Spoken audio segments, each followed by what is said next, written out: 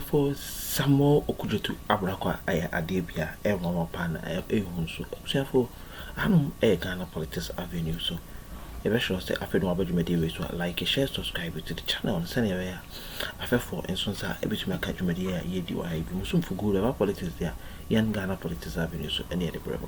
For any of political highways on the same bay, any of some aquacote, and 70 minutes to say, some more Okudzato Ablakwa himself a foreign minister for face, no, to quite buche, to quite money, a good in common, a good can, it will be a claim. About exporting and importing the idea or no any demo juma and my young Ghana. Now say it near the tea, say a crabby or Latvia. Wako, aqua custom, or call aqua catch a mom or my pine say, oh, here justice. I ain't some catacran and I say, I say, an into TB. Say, eh, some more could to Aqua USA. I'm or more money, a huge sum of money to cut some things short or say on this can or here will be a bribe. A USA phone on your mattress super. Now wait. Apa a security the whole world obi also any agent on what you are or yam. I'm for me the major bravo so no or me uncle in quitty except of course me do be as a hand Ghana politics avenues. We don't want your money. Ablakwa dares the US. Woo! Samuel Okudzato Ablakwa is a man whose face is so popular in Ghana. Samuel Okudzato Ablakwa is the man sitting right here. My brother, my sister, he's the foreign affairs minister of Ghana right now. He used to be a deputy minister of education.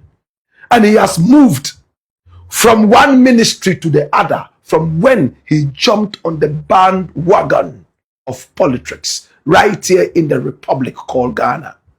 This is the guy. He's called Samuel Okudzato Ablakwa. Now, since he took over the mantle of the foreign affairs minister, he's been doing wonders. For the first time in the history of Ghana, we see a foreign affairs minister traveling all the way to Latvia because one Ghanaian has been killed and he needs justice for him. We have seen him go all the way to Ukraine to visit Ghanaian captives who were soldiers fighting for Russia and trying to secure their freedom to return home in peace. For the first time, we see a very busy foreign affairs minister talking a lot of Pan-Africanism and Nkrumahism. And already, I am a big fan of this bald-headed guy sitting, my brother, my sister, in this blue suit. Samuel Okudzato Ablakwa. He's a guy whose dossier will interest you. Run the dossier, my youth. And it is interesting. Watch this. Now, Samuel Okudzato Ablakwa was born on the 11th day of August in 1980. So that gives him 45. In August, he's going to be 46. And he's a prominent Ghanaian politician, currently serving as the Minister for Foreign Affairs under the administration of John Dramani Mahama. He's a member of the NDC. And he has represented North Tongue constituency in the Volta region as a member of parliament since 2013. He's an MP and a minister.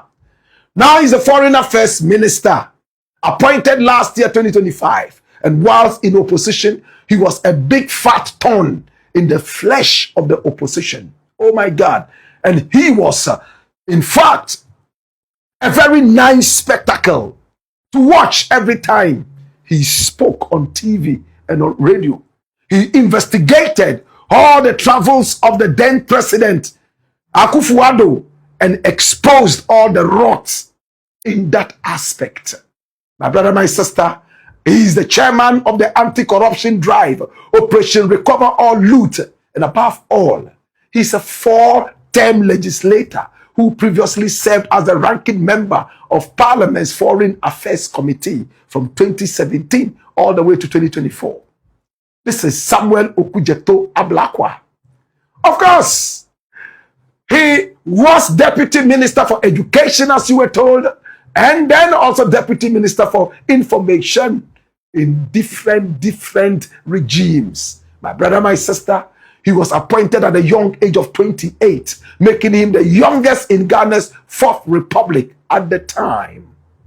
Yes, whilst he was in school, he was the president of the National Union of Ghana Students, NUCS. Yes, from 2025 to 2026. And many people have said that Okudzato Ablakwa has never worked since he left school except to jump on the bandwagon of politics. But today we debunk that. In fact, before national politics, he was the managing director of Savvy Solutions, a communications firm. Oh my God. And he became the youngest minister at the age of 28. Dash it away. This is Samuel Okudzato Ablakwa. Come here. Now watch this. Now Okudzato Ablakwa is in New York with the president of the Republic of Ghana. The president went there to achieve two very important things. One eluded him, but all the pride came back to him. Lincoln University decided to cancel a doctorate award they were going to give to him, all because they said that he was supporting a certain animal in the Ghanaian parliament called the anti-gay bill. They did not have the courtesy to approach the president or even the embassy to discuss it. They just took an arbitral decision based on one group's concerns, a gay group, one gay group. But the president, with pride, has shamed the Lincoln University. The whole world is laughing at Lincoln University because this guy here has never been a homophobe. In fact, he actually has friends who are gays. He is not a discriminating president. One of the presidents we have had in Africa who would open their doors to almost every Tom, Dick, and Harry, every Mansa, Kwekupum, and Kwame. This is the guy we are talking about, John Dramani Mahama. Now he went to the UN and continued the fight for reparations. My brother, my sister, and when he arrived and spoke, he had a strong, long-lasting standing ovation. He called for slavery to be seen as the gravest crime against humanity, the most serious. How many countries voted? Out of the 190 plus members of the UN, over 120 voted for John Dramani Mahama's motion. Watch the news here. My brother, my sister. And that's it. A total of 123 countries voted in favor of the March 25, 2026 UN resolution declaring the transatlantic slave trade the gravest crime against humanity. Now, the voting bloc for the Ghana-led resolution was primarily composed of nations from the global south, including strong support from the African Union, CARICOM, member states, and several major Asian and Middle Eastern powers. Now, those who voted in favor included Ghana from Africa, Nigeria, South Africa, Kenya, Ethiopia, Benin, and even more. Flip, my brother, my sister. All these countries voted for the motion. My brother, my sister, the Caribbean and the Americas joined. Asia and the Middle East, including China, India, Indonesia, Pakistan, Iran, Saudi Arabia, Qatar, and the Philippines joined. Russia was also part of it, but some abstained. How many countries abstained? 3. United States of America, Israel, and Argentina. And we told you why. My brother, my sister, in all, 123 nations voted for the motion. And 52, a whooping 52, decided to stay away and abstain for obvious reasons, which we brought to you yesterday. A lot of them were so much involved in the slave trade.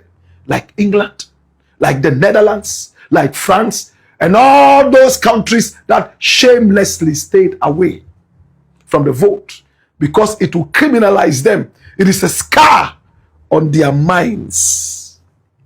My brother, my sister, dash it away. Now, it's been accepted by the UN and beyond that slavery is the gravest crime ever meted out to humanity. Now, one of the reasons America gave for abstaining is that we shouldn't put crimes in a hierarchy. The hierarchical definition or order of crimes will look down on some crimes and make it look like some crimes are smaller than others. My brother, my sister, it was debunked. And we made it clear right here. Every kind of crime in the world today happened under slavery. We were killed, brutalized. My brother, they stole from us at gunpoint. And when we complained, they shot and killed us in cold blood. When they even took us away and were trying to escape into freedom, they cut off our feet. Sometimes they chained us and put us in rooms without food and killed us in hunger. We remember all that. My brother, my sister, there is no sin on earth today that did not happen under slavery. They sodomized us. They raped us. My brother, they did all kinds of evil to us. So when we say it is the gravest crime, much as we are putting it on a certain hierarchy, we are just trying to make it emphatic. Well, Samuel Okudzato Ablakwa came out. President Mahama was whisked away, and journalists approached the foreign affairs minister right there at the UN, and he was ready to talk to journalists. He answered some questions, and these questions were so interesting. Whilst he was answering the questions, he caught my attention. He said, tell them we don't need their money. We don't want their money. We are okay. But what suggestion did he give to America for daring to say that to give money to Africa in reparations, who would it go to? Those who suffered and died, or those who are in Africa right now who did not even see anything concerning slavery? What an insult. Okudzato Ablakwa spoke. Watch this. Those that voted against the resolution was the United States. Were you disappointed by that vote? And also, if you can comment on those that abstained, more than 50 nations. How do you feel about those? Thank you. So I would like to comment on the reasons they gave. They sought to create the impression that the time for negotiations has been short. The President of Ghana served notice last year in September when he delivered his address at the 80th session of the General Assembly. Immediately thereafter, we put together a broad-based coalition, including experts, academics, researchers, historians from all regions of the world, and we commenced negotiations. In the history of the United Nations, this has been a resolution that has gone through so many rounds of consultations. And even the duration for this consultation, each consultation, the standard practice at the UN is that it takes 1.5 hours. We allocated 3 hours, twice the time, and had multiple rounds of negotiations. So there are some that to us, it is clear that even if we gave them 50 years, they would say that the time is not enough. But we can no longer wait. September, we will be commemorating 100 years since the last slavery was abolished. 100 years. And yet there has been no justice. A whole century. So we cannot keep waiting for those who do not want to reckon, who do not want to come to the table with urgency and with acknowledgement that this is a matter that can no longer be swept under the carpet. So we disagree with the notion that there was no time for negotiations. Secondly, the claim they have made that we are seeking to create a hierarchy of crimes. We have stated clearly that it is not about hierarchy. We are only speaking to a historical fact. Never in the history of mankind have we had such a systemic crime. We took over 3 centuries, more than 300 years, with its consequences still lingering unto this day, manifesting in racism, in structural inequality. So we are talking about the contextual framing of what has happened, not about ranking crimes. And we made that very clear. So we are clear in our minds that some are just deliberately stonewalling and introducing red herring. But what is fundamental, which nobody can deny, is that more than 12.5 million people were forcibly removed from the continent. More than 3 million people died, were tossed into the transatlantic ocean, which is a mass grave site. And in our country, Ghana, we are currently, UNESCO has certified that, the country with the highest number of slave forts and castles. We are living witnesses on a daily basis when we go into those castles and forts and we see the door of no return. We break down. My daughter Indiva, on an excursion only last week, broke down and asked me, "Daddy, what did we do wrong? And why has there been no justice?" I had no answers for my 14-year-old daughter. So we live with these experiences on a daily basis, and we live with the structural consequences. And that is what this is about. All those other matters about ranking, about time, about more space for negotiations, we believe that they are just red herrings, and it is not a demonstration of good faith so far as the pursuit of justice in this matter is concerned. One of the key reasons raised by the United States for which reason they are abstaining is the lack of clarity on who is the recipient of the reparatory justice. What is your response to that? That is surprising, because we have in this resolution talked about frameworks which will put in place that will take care of the consequences. We all know that the consequences of the transatlantic slave trade has been the lack of opportunity, discrimination, the degradation of people of color. So we have said, let's have frameworks that will serve as endowment funds to support education, to support empowerment, to support skills training, capital for entrepreneurs, and all of that. And we have made clear that African leaders or Caribbean leaders are not looking for money. It goes against our conscience to seek to profit from this. We don't want any payments made to us directly. We are talking about courses to deal with the structural inequalities. And we are also talking about the return of artifacts to the continent. It's all in the resolution. There are thousands of artifacts from Egypt all the way to the Ashanti Kingdom in Ghana. Those artifacts should not be returned on piecemeal as and when those who are in custody of those artifacts are in a good mood.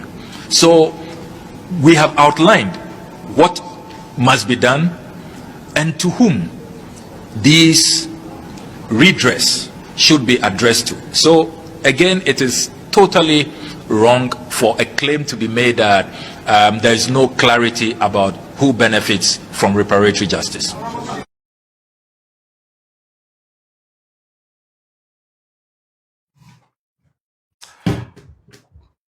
My brother, my sister, you heard him so clearly. America is only pussyfooting. Europe is stonewalling. Ablakwa made it clear. If you tell us you don't have enough time, you have not been given enough time to sit on this. From September, the president of the Republic of Ghana, the president of the country that has the most faults in the whole of the world, attributed to slavery. More slaves from Africa were carried through the ports of Ghana more than any other port. Not even Wida, not Dahomey. No, right here in Ghana. We have the most forts, slave forts. So it is not surprising that we who feel it, know it, and we are carrying this to the people out there. For about 100 years, in September will be 100 years since slavery was abolished in one way or the other. We've still not been able to deal with the slavery issue. When again do you want to sit? How much more time do you need? But we all remember that in September, as Honorable Ablakwa said, President Mahama was at the UN, the ATF sitting, and he spoke to the people of the world about the same issue. What did he say? Watch this. Madam President, the slave trade must be recognized as the greatest crime against humanity. As the African champion on reparations, Ghana intends to introduce a motion in this August body to that effect. More than 12.5 million Africans were forcibly taken against their will and transported to create wealth for the powerful Western nations. We must demand reparations for the enslavement of our people and the colonization of our land that resulted in the theft of our natural resources, as well as the looting of artifacts and other items of cultural heritage that have yet to be returned in total. We recognize the value of our land and the value of our lives, as did our colonizers, as well as the governments that happily paid reparations to former slave owners as compensation for the loss of their property, in quotes, and that property for which they received compensation was paid referred to enslaved people who had been freed. My brother. President Mahama made it clear, very clear. Former slave owners were paid reparations for losing their property. What was the property? Us. When slavery was abolished, a lot of slave owners said, no, you are destroying our businesses. We have spent a lot of money bringing these people all the way from Africa. When we abolish slavery and set these people free, we are going to lose our merchandise, our charters. And they said, okay, we will pay you. Come with your slaves. Tell us how many slaves you have. Free them and we'll pay you. And we were the charters. We were the merchandise. We were the people who were their goods. But we who suffered have never been compensated in one way or the other. And you heard the president say, and some people erroneously put in their heads, oh, they shouldn't give the money to African leaders, corrupt African leaders, they will blow up the money. It's clear. President Mahama made it clear. We are not looking for money from you. We don't need it. Ablakwa made it clear. The resolution has made it more than just clear. We are not looking for money from you. We will not use our ancestors to inordinately cash in. We don't need it. All we are asking you for is that the money that you got, the wealth that you got, please pour that into the development of roads for the people who suffered. If our fathers and great-grandfathers were here, they would have built those roads. If you hadn't stolen our wealth, by now we would have built skyscrapers all over Africa, like our ancestors did for you. So invest in some kind of development. That's all we are asking for. And bring back the artifacts you stole, the objects that you stole, spiritual objects, bring them back. My brother, my sister, that is what reparation is all about. And many people don't understand. I hear some African Americans get into the discussion without really understanding what it is. Nobody is asking anybody for money. If slave owners said they were losing their businesses and therefore they had to be paid to free some of us, after about 4 million were killed in just that middle passage of slavery, and many more on the slave plantation. A lot of us paid for our own freedom. We worked hard, broke our backs, and paid for our freedoms. Yet, even after we finished paying for our freedoms, they still held on to us and put a mark on us, so that anywhere we went, people gunned us down like wild animals that escaped from the zoo. And we are saying, our ancestors have helped build your land. You worked them so much to death. Use your conscience. Please, look towards Africa and help in the development process of Africa. We are not begging you. We are asking you to honor our ancestors. You took them by force and brought them here. If they had stayed with us, we would have developed more than this. Remember, they took the creme de la creme of all Africans. The sick ones, they threw overboard into the sea and killed them. They left the weak ones behind. They took the strongest. And even at the slave market, they boasted that these were the strongest they brought. They used some of them as breeders. They were just supposed to have sex with women and have children who would become slaves as well, just the way you raise your animals.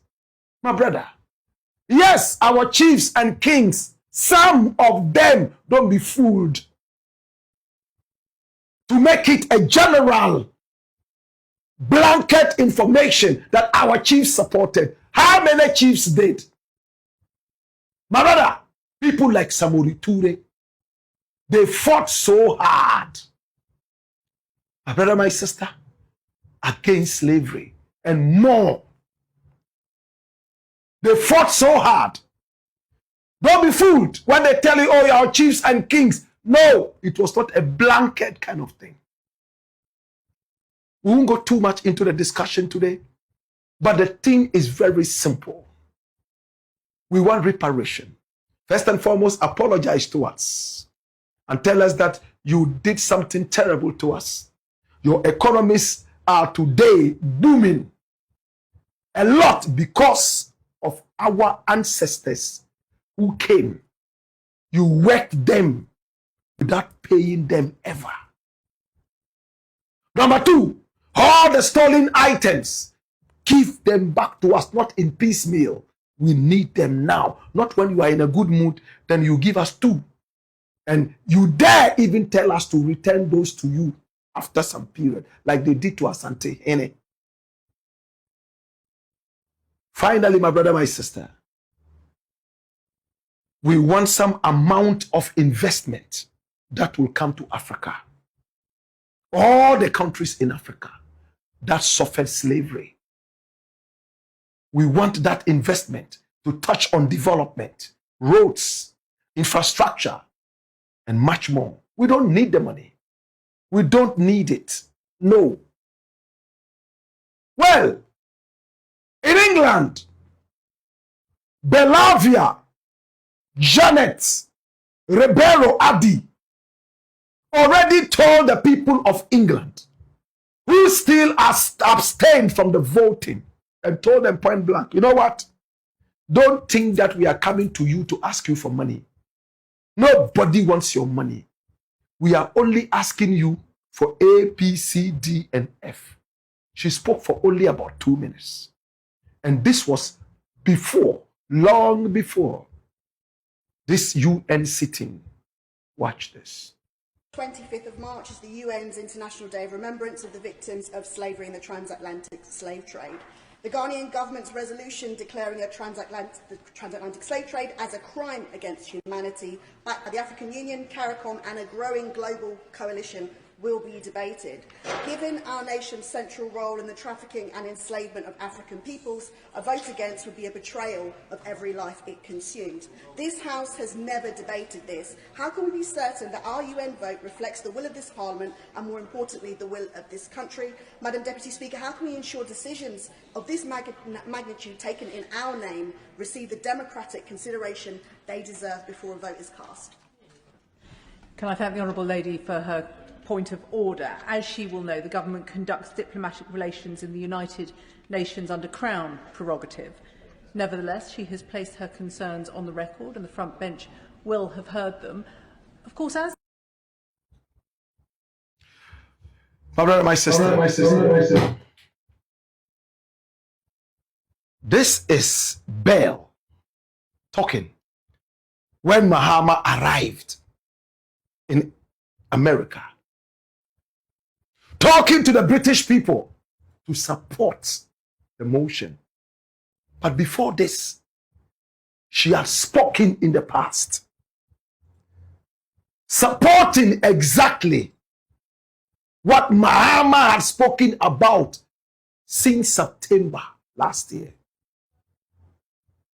I'm taking you to the British Parliament, and I need you to listen to what reparation in this sense is. Watch this.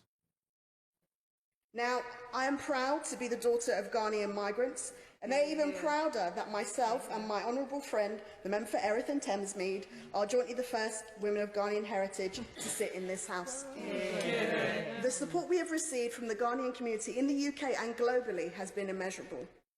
Ghanaian Brits boast many notable names: Stormzy, June Sarpong, the editor of Vogue, Edward Enninful, and too many others to count. But as I'm often reminded, the most important British Ghanaian to ever walk this earth is, of course, my mum.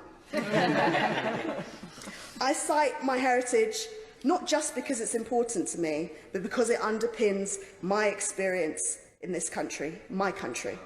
And my fear as racism and other hate crimes are on the rise. Today we're debating global Britain. And you know, there is that...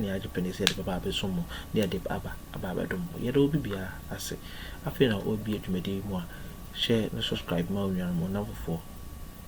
What you may have for Ubianso sentiment media, I do a heavy young show, and I'm very quite some from